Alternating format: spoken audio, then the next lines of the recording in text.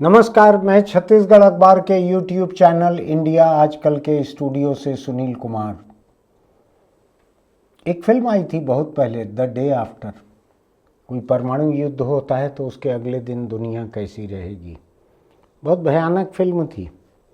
उसके बाद से दुनिया जो है और परमाणु हथियार बनाने में व्यस्त हो गई। उन परमाणु हथियारों को दूर तक पहुंचाने की मिसाइलें बनाने में व्यस्त हो गई। अब ड्रोन आ गए, ड्रोन भी ले जा सकते हैं परमाणु हथियार कहीं गिराने के लिए। तो चारों तरफ हथियारों की दौड़ बढ़ते चले जा रही है। हथियारों को डिलीवर करना कहते हैं उनको गिराने के लिए ले जाने की तरकीबें बढ़ती चली जा रही हैं।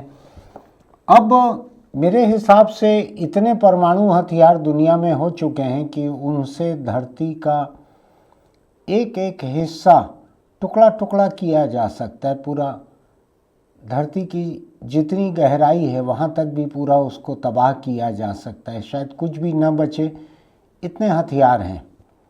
और मैं इन हथियारों के बारे में सोचता हूँ तो मुझको लगता है कि यह हथियार किनके काबू में है। रूस के बारे में अभी कुछ दिन पहले ही मुझको ये पढ़ने मिला कि रूस ने एक ऐसी ऑटोमेटिक प्रणाली बना के रखी हुई है। ध्यान से सुनिएगा। रूस ने एक ऐसी ऑटोमेटिक प्रणाली बना के रखी है कि कोई ऐसी नौबत आए कि वहाँ की फौज के सारे जनरल, वहाँ के राष्ट्रपति जो आज पुतिन हैं, ये सब लोग अगर मारे जाए तो क्या होगा? हथियार तो धरे रह जाएंगे। ऐसी नौबत में कि जब कोई फैसला लेने की हालत में न रहे कि परमाणु हथियार चलाने हैं तो किसके ऊपर चलाने हैं, कैसे चलाने हैं, कितने चलाने हैं, ये फैसला लेने की हालत में अगर कोई नहीं है, उसका मतलब है सारे लोग मारे जा चुके हैं। तो रूस ने उसके बाद का इंतजाम करके रखा हुआ है। रूस ने इंतजाम करके रखा हुआ है कि अगर ये सारे लोग संपर्क के बाहर रहेंगे तो उनका कंप्यूटर सिस्टम खुद ही तय कर लेगा कि दुनिया के जिन जिन जगहों पे निशाना बना के तय करके रखा गया है, उन जगहों के लिए परमाणु हथियारों को छोड़ दिया जाए, भेज दिया जाए। अगर आप रूस के सारे फौजी जनरल, राष्ट्रपति सबको मार भी डालें तो भी वहाँ का एक ऑटोमेटिक सिस्टम जो है बची दुनिया में जहाँ उनको जिस पे हमला करना होगा, हिंदुस्तान और चीन पे शायद न करे क्योंकि ग्राहक हैं सबसे बड़े रूस के, लेकिन यूरोप के देश, पश्चिमी देश और ख़ासकर अमेरिका, इन सब के ऊपर जो परमाणु हमला उसका होगा, इसका इंतज़ाम करके रखा गया है कि अगर फैसला लेने वाले ना रहें तो भी वो हथियार बैठे ना रह जाएं। उनको अंडा देने के लिए, अचार बना के रखने के लिए थोड़ी रखा गया है। उनको जिस मकसद से बनाया गया है वो हथियार खुद ही चलने लगेंगे। ये अफवाह की बात नहीं है, मैं आपको बताऊं, इस बात में खासा दम है। कल रात में ही या आज सुबह मैं बीबीसी वर्ल्ड रिपोर्ट सुन रहा था, पॉडकास्ट, उसमें एक जिक्र था। एक जर्मन लेखक हैं, म्यूनिख शहर की यूनिवर्सिटी में पढ़ाते हैं प्रोफेसर। उन्होंने इफ रशिया विंस नाम की एक किताब लिखी है। इफ रशिया विंस का मतलब यह है यूक्रेन में जो चल रहा है युद्ध, अगर रूस जीत जाता है तो क्या नौबत आएगी, वो क्या करेगा। इन्होंने शायद 2027 की कल्पना की है और कहा है कि वो किस तरह पड़ोस के इस्तोनिया जैसे किसी एक छोटे ईयू देश, नाटो देश पर हमला करके देखेगा कि क्या प्रतिक्रिया रहती है। और ये किताब जो है एक ऐसी कल्पना पे बनी हुई है कि रूस परमाणु हमला करता है यूरोप के ऊपर, उसके ऊपर बनी हुई है। ये दो अलग अलग चीज़ें हैं। ये किताब लिखना तो इन्होंने अलग समय शुरू किया होगा। मैं जो आपको बात बतला रहा हूँ रूस की इस योजना की, प्रणाली की, वो एक अलग है। लेकिन मैं आज इसकी बात क्यों कर रहा हूँ? आज तो कोई द डे आफ्टर जैसी फिल्म भी नहीं आ रही है, तो इसको बतलाने की एक ख़ास वजह है। कल पाकिस्तान की संसद ने एक विधेयक पास किया है। राष्ट्रपति ने भी शायद, हो सकता है, अभी तक दस्तखत कर दिया हो। नेशनल असेंबली में पाकिस्तान के कल 334 लोगों ने इसके पक्ष में वोट डाला है, कुल 4 लोगों ने खिलाफ वोट डाला है। सीनेट ने इसको पहले पास कर दिया था और राष्ट्रपति आसिफ अली जरदारी ने इसकी मंजूरी दे दी है, ऐसी खबर मुझको अभी देखने मिल रही है। इसमें वहाँ के जो आर्मी चीफ जनरल असीम मुनीर को इस कानून के तहत तीनों सेनाओं का कमांडर बना दिया गया है। उनको न्यूक्लियर कमांड का प्रमुख भी बना दिया गया है। वो खुद रहेंगे या अपने किसी बनाए हुए अफसर को इंचार्ज रखेंगे न्यूक्लियर कमांड का। वो जिंदगी भर फील्ड मार्शल कहलाएंगे। मुझको नहीं जानता जिंदगी भर का क्या मतलब है, इस ओहदे का क्या मतलब है। और आज के आर्मी चीफ वहाँ के पाकिस्तान के असीम मुनीर, उनके मामले में सुप्रीम कोर्ट की शक्तियों को भी सीमित कर दिया गया है। आपको ध्यान होगा ये असीम मुनीर वही है जिनसे डोनाल्ड ट्रंप जैसे बददिमाग तानाशाह किस्म के अमेरिकी राष्ट्रपति ने बिना किसी पाकिस्तानी निर्वाचित नेता की मौजूदगी के अकेले इनके साथ लंच या डिनर लिया था। एक दूसरे देश का जो कि निर्वाचित और लोकतांत्रिक अपने को कहता है पाकिस्तान, वहाँ के आर्मी चीफ के साथ में अमेरिका के निर्वाचित राष्ट्रपति ने अकेले खाना खाया था। बड़ी अटपटी बात है मेरे हिसाब से। शायद ये बात ये थी कि अमेरिका वहाँ की फ़ौज को इतना महत्व दे रहा है, पाकिस्तान की फ़ौज को, क्योंकि ट्रंप का पाकिस्तान के कई तरह के खनिजों के ऊपर, उनकी खदानों के ऊपर उसकी नीयत है, लार टपक रही है अपने कुनबे की कमाई के लिए, अपने देश के लिए। क्या उसकी नीयत है उसको वही जाने।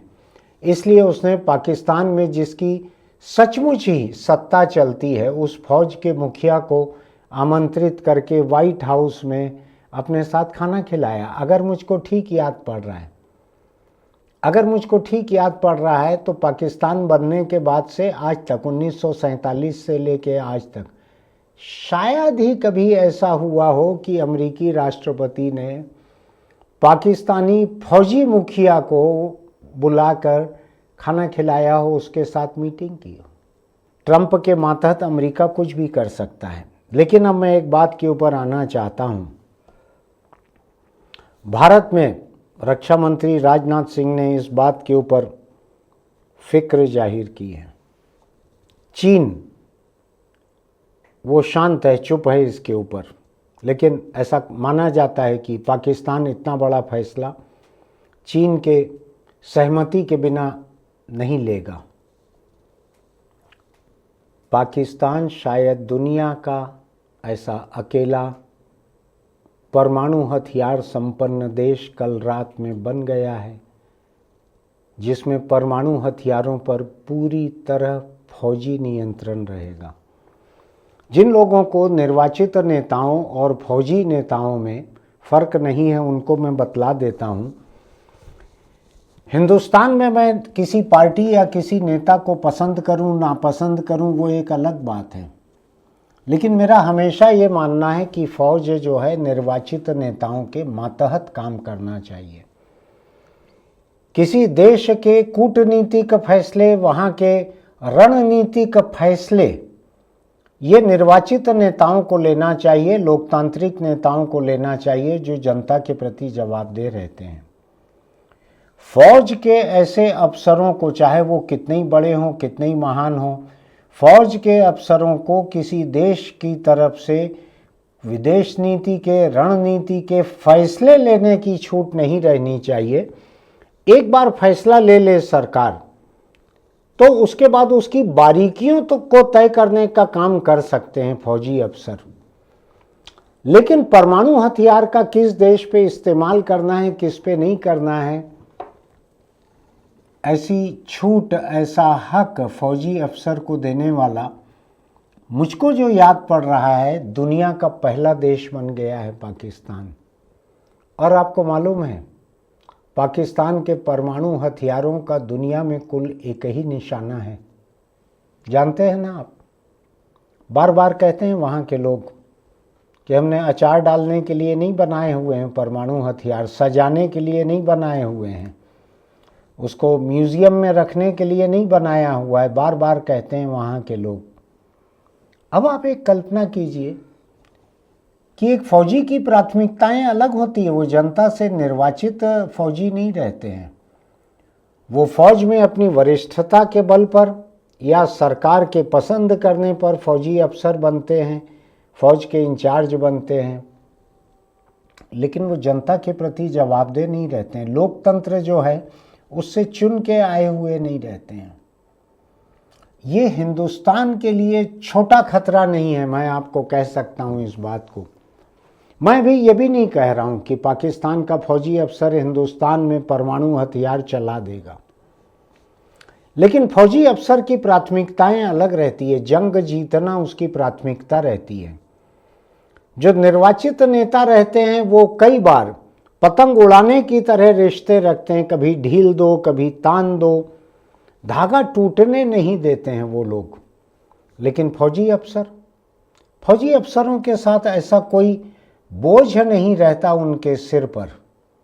फौजी अफसर रहते हैं। वो जंग को जंग की तरह देखते हैं, वो दूसरे देश के साथ रिश्तों की तरह नहीं देखते, क्योंकि फौज की ज़रूरत तो उसी समय पड़ना शुरू होती है जब बाकी किस्म के रिश्ते कमज़ोर हो जाते हैं, टूटने लगते हैं, जब काम के नहीं रह जाते, तभी फौज की ज़रूरत पड़ती है।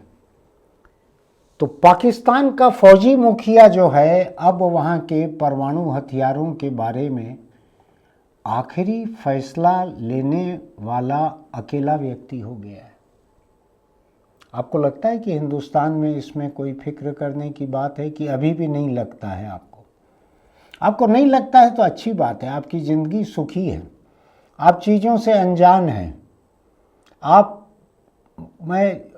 बुरा लगेगा आपको, लेकिन अपने अज्ञान की वजह से आप बड़े सुखी रह सकते हैं।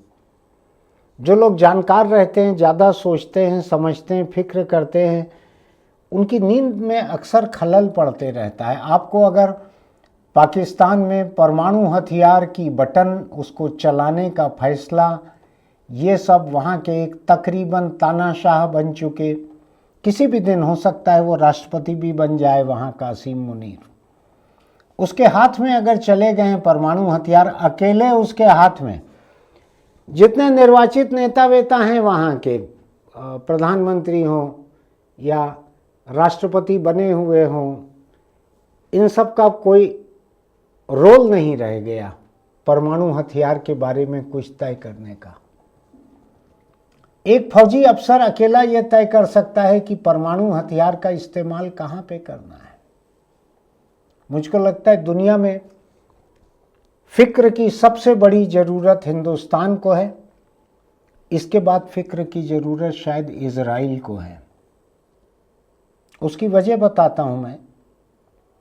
ये पाकिस्तान के पास के जो परमाणु हथियार हैं, इनको मुस्लिम न्यूक्लियर बम भी कहते हैं, इसको इस्लामिक बम भी कहते हैं। ये इस्लामिक दुनिया के अकेले परमाणु हथियार हैं, काफ़ी हैं। मैं बताऊं आपको, हिंदुस्तान और पाकिस्तान के बीच जो हैं करीब 150 परमाणु बम दोनों तरफ हैं, करीब 150, थोड़ा आगे पीछे होगा। कोई रिपोर्ट कहती है कि पाकिस्तान के पास 4-6 ज़्यादा है, कोई कहती है हिंदुस्तान के पास 2-4 ज़्यादा है। आप अगर भूल गए हों तो मैं याद दिला दूं, मैं पहले भी कैमरे के सामने और अखबार के एडिटोरियल में इस बात को उठा चुका हूं। 17 सितंबर 2025 को पाकिस्तान और सऊदी अरब ने एक असाधारण, ऐतिहासिक, अभूतपूर्व फौजी समझौता किया है, जिसमें इन दोनों देशों ने ये तय किया है कि इनमें से किसी एक के ऊपर भी अगर हमला किया जाए तो दूसरा देश उसको अपने पर हमला मानेगा और दोनों देश मिलकर निपटेंगे। अब बात समझते हैं ना, पाकिस्तान पे हमला केवल हिंदुस्तान की तरफ से हो सकता है, वो जवाबी रहे, खुद का किया हुआ रहे, मुझको नहीं मालूम। तो पाकिस्तान ने अपने ऊपर हुए किसी भी फौजी हमले की हालत में सऊदी अरब को अपने साथ शामिल कर लिया है पुख्ता फौजी एग्रीमेंट में। तो अगर भारत के साथ पाकिस्तान की कोई भी फौजी टक्कर होती है, टकराव होता है, तो सऊदी अरब पाकिस्तान के साथ रहेगा फौजी रूप में, ऐसा समझौता है। समझ लीजिए आप, इसको पहला इस्लामिक नाटो भी कहा जा रहा है। इन दो देशों ने जो समझौता किया है, और पाकिस्तान ने कहा है कि दूसरे मुस्लिम देश भी जो हैं वो भी आके इसमें ज्वाइन कर सकते हैं। एक चर्चा चल रही थी, जिस तरह से इजराइल ने फ़िलिस्तीन पर जुल्म ढाए, फौजी हमले किए, उससे ये बात चल रही थी कि एक इस्लामिक नाटो की ज़रूरत है। जैसे उधर एक नाटो है, वो पूरी ताकत को लेके यूक्रेन के साथ खड़ा हुआ है रूस के खिलाफ, भले यूक्रेन मेंबर नहीं है। तो ऐसी चर्चा चल रही थी कि एक फ़ौजी गठबंधन बनना चाहिए इस्लामिक देशों का, और उसमें पाकिस्तान अकेला है जिसके पास परमाणु हथियार हैं। थोड़ा समझिएगा, सऊदी अरब अपनी संपन्नता के साथ कंगाल फटेहाल पाकिस्तान के साथ एक फ़ौजी एग्रीमेंट में है। पाकिस्तान के पास परमाणु हथियार हैं, सऊदी अरब के पास नहीं है। मुस्लिम देशों को इजराइल के खिलाफ परमाणु हथियारों की ज़रूरत पड़ सकती है, जो अभी केवल पाकिस्तान के पास है। तो मैं इसलिए कह रहा हूं कि पाकिस्तान के परमाणु हथियारों का सबसे बड़ा खतरा हिंदुस्तान को है। इसके बाद हो सकता है कि इजराइल को रहे, लेकिन एक बात याद रखिएगा, कल तक पाकिस्तान में परमाणु हथियारों पर राजनीतिक ताकतों का नियंत्रण था, निर्वाचित ताकतों का नियंत्रण था, जो कि हिंदुस्तान में आज भी है। हिंदुस्तान में CDS वगैरह जो हैं, यहाँ के फौजियों के मुखिया, वो परमाणु हथियारों के इस्तेमाल का कोई फैसला नहीं ले सकते। वो निर्वाचित सरकार, यहाँ के प्रधानमंत्री, यहाँ का कैबिनेट की सब कमेटी सिक्योरिटी के ऊपर, यही लोग परमाणु हथियारों पर फैसला ले सकते हैं। पाकिस्तान अब वैसा नहीं रह गया। हिंदुस्तान से लगा हुआ सरहदी पड़ोसी सबसे बड़ा दुश्मन भी है हिंदुस्तान का फौजी रूप में। मैं जनता को जनता का दुश्मन नहीं मानता, लेकिन फौज जो हैं एक दूसरे के सामने कई जंग लड़ चुकी हैं। ऐसी हालत में पाकिस्तान में परमाणु हथियार फौज के हाथ आ जाना, पूरी तरह से पूरा काबू फौज के हाथ आ जाना, ये छोटी बात नहीं है। मैं आपसे एक बात कह सकता हूं कि हिंदुस्तान की सुरक्षा को पिछले 25, 30, 40 साल में अगर कोई सबसे बड़ा संभावित खतरा या खतरे की आशंका अगर कोई हुई है, तो वो यही है जो कल हुई है। इसके बाद भी अगर आप चैन से सो सकते हैं तो आप बड़े सुखी हैं, आप चैन से सोइए। मैं ये भी नहीं कहता कि आप जाग के मोदी को या राजनाथ सिंह को फ़ोन लगाइए कि साहब क्या होगा अब हमारा, उधर फौजी के हाथ में परमाणु बम आ गया, गिरा तो नहीं देगा हमारे ऊपर। मैं आपको बतलाता हूँ, पाकिस्तान की परमाणु ताकत जो है, पाकिस्तान के पास जो मिसाइलें हैं, जो कारगर हैं, टेस्टेड हैं, जिन पे परीक्षण हो चुका है, वो पाकिस्तान से छोड़ने पर हिंदुस्तान का एक एक कोना तक पहुंचने लायक मिसाइलें हैं उसके पास। हिंदुस्तान का कोई भी कोना नहीं, उधर सबसे दूर पड़ेगा पाकिस्तान से उत्तर पूर्वी राज्यों का आखिरी हिस्सा, उधर तक भी उसकी मिसाइल पहुंच सकती है, पहुंच जाएगी। अभी मैं नहीं कह रहा, हिंदुस्तान की फौज की जो तैयारी है उन मिसाइलों को बीच में मारने में भी, गिराने में भी सक्षम है। लेकिन मैं पाकिस्तान की हमला करने की ताकत के बारे में बात कर रहा हूँ। पाकिस्तानी मिसाइलें हिंदुस्तान के एक एक इंच तक, हिंदुस्तान की सरहदों के और बाद तक जा सकती हैं, ये पहली बात। उसके पास 145 से 150 से 154 ऐसे कुछ परमाणु हथियार हैं पाकिस्तान के पास। एक एक परमाणु हथियार जो है लाखों लोगों को मारने की ताकत रखता है, लाखों लोगों को। भारत की तैयारी कम नहीं है, मैं बतला देता हूं आपको। मैं भारत पे खतरा गिन रहा हूं जो नया आया है, पाकिस्तान पे कोई नया खतरा नहीं आया है। इस बात को थोड़ा समझ लीजिएगा। मैं भारत को डरा नहीं रहा हूँ, मैं भारत के लोगों को बता रहा हूँ कि आपके देश के ऊपर एक नया खतरा जो खड़ा हुआ है सरहद पार, इस देश की सरकार और यहाँ की फौज पर्याप्त सक्षम है उसका सामना करने में। मैं उस पर कोई शक नहीं कर रहा हूँ। आप मुझको बड़े रफ्तार से देशद्रोही कहने की वो कोशिश मत कीजिएगा। सच कहना देशद्रोह नहीं होता है। तो मैं आपसे सच कह रहा हूँ कि पाकिस्तान में परमाणु हथियारों पे नियंत्रण, काबू, उनके इस्तेमाल के फैसले, इन सब में कल जमीन आसमान जितना फर्क आ गया है। अब किसी निर्वाचित व्यक्ति की ज़रूरत नहीं है वहाँ फौज के मुखिया को, वो खुद ही परमाणु हथियार का इस्तेमाल कर सकते हैं। और फौजी जो हैं वो बहुत ज़्यादा लोकतांत्रिक नहीं होते हैं, ये पूरे दुनिया का तजुर्बा है। फौजी लोकतांत्रिक नहीं होते हैं, ऐसा पूरी दुनिया का तजुर्बा है। तो अब आप ये सोच लीजिए कि भारत सरकार जो है इसकी फ़िक्र का एक बड़ा सामान सरहद पार पाकिस्तान में खड़ा हो गया है। वहाँ की संसद ने पास किया है, इसके खिलाफ 4 वोट पड़े हैं। 234 वोट जो हैं फौजी जनरल को ये हक देने के लिए पड़े हैं, कुल 4 वोट खिलाफ पड़े हैं।